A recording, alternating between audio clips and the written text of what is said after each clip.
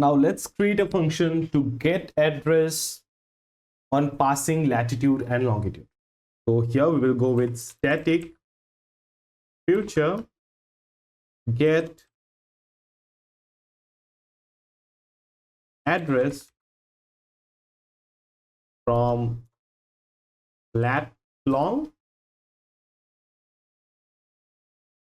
and here it's going to be an asynchronous function. Here we will pass two parameters, that is required lat long build context, and here we have to pass required parameter lat long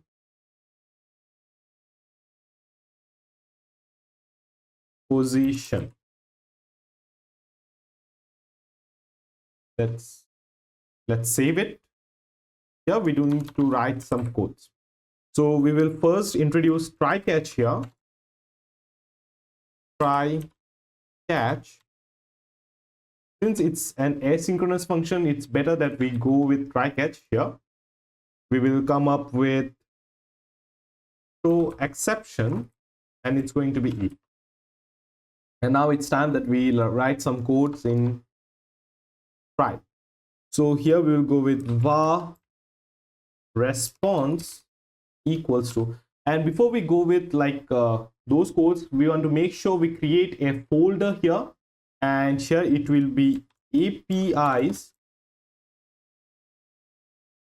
and keys.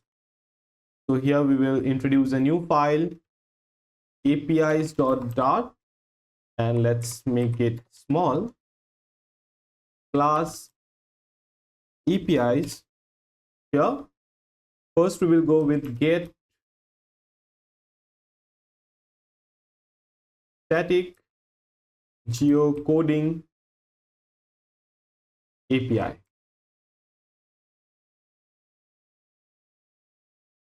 And here we will return the geocoding API. So we will copy this API, come up here, and here we will return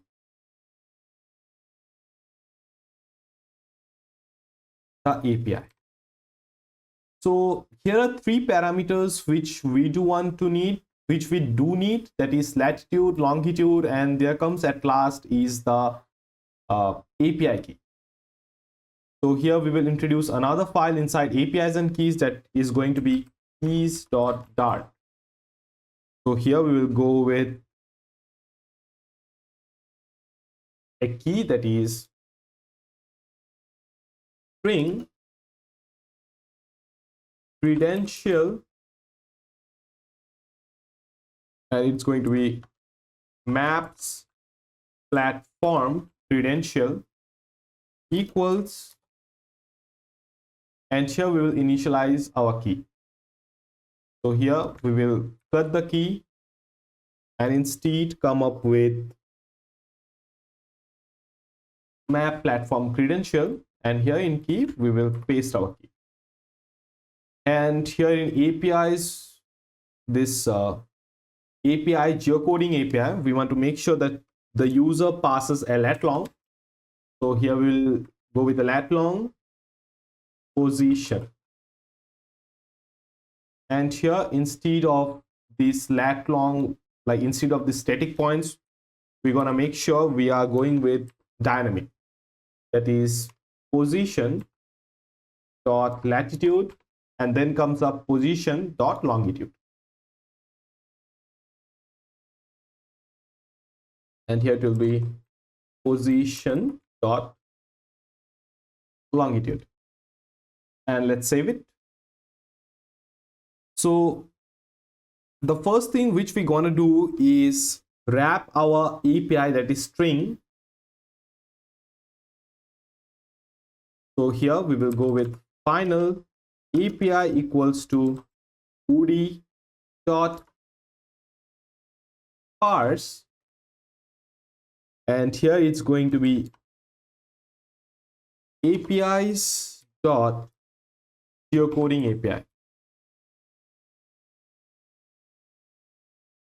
Okay, So we have parsed our API. Now it's time that we get some response.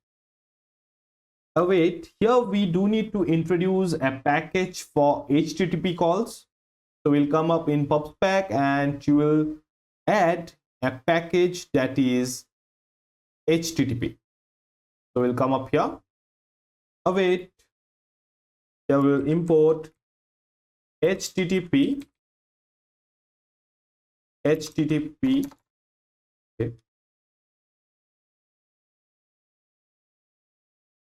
Let's cut it. Import HTTP and we'll press enter, and here we'll import as HTTP. So we'll come down here, await http.get. Here it will be our API, and we do need to pass headers here. So headers, it's going to be content type, and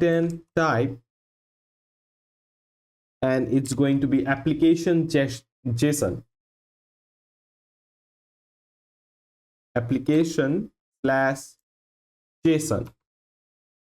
Now we do need to make sure that on timeout, on error, we just throw some pop-ups and other kind of things. So timeout, we want to make sure, like, after how much time we will declare that it's timeout. Duration seconds 60. So once time is out, we will go for a function that is on timeout. What it should do, or what it should execute, it should show a pop-up message that is timeout. So we'll go with toast service dot scaffold send alert, and here it will be going to say that oops, connection timed out, and the toast status, it's going to be an error.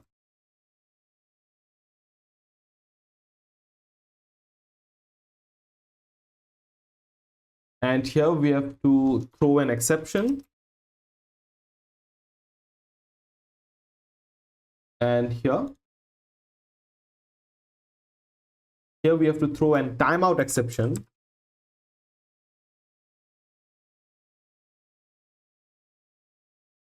Connection timed out. Okay. So what if like everything goes good? So we want to make sure that we fetch the data. So first, if response dot status code equals to 200, then we want to make sure we extract our desired data and return it. So here var decoded response equals JSON decode response dot body, and then comes up, then we have to declare a model to store this data. Okay, so we will come up to common and head to model, and here we'll add a new file naming it pickup and drop location model dot start, and here we will introduce a new class here, class pickup and drop location model, and here we'll be having some fields. So let's have a look. What are those fields? So those fields are this. We will copy them up, head to our project and paste them. So we will generate constructor. So here we do have this final everywhere. So let's add question mark so that it can be null, like this fields can be null. Let's generate constructor, then generate JSON serialization. And yeah, now we will head over here, decoded response. Here we will go with pickup and drop location model equals to pickup and drop location model. We will come up here, copy this, paste here, clear them out, clear the semicolons. Instead we will go with colon. So here the name is going to be decoded response of, let's come to the browser and execute the API again. We will copy this, and our desired data is formatted address and place ID. So here we'll copy path, come up to code, and it's going to be decoded response results of 0, then comes up formatted address, and next comes up description. So we will keep it null, so we are not going with any kind of description for this API. Next come up place ID. So we'll come up here and copy path,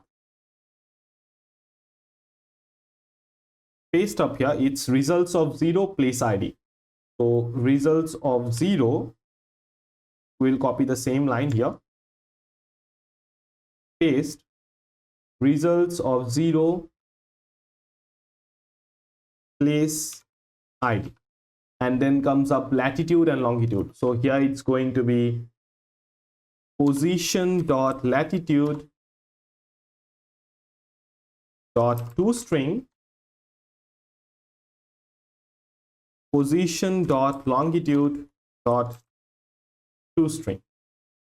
So let's erase this out, and here we do have this data, that is name of the place ID, then latitude and longitude.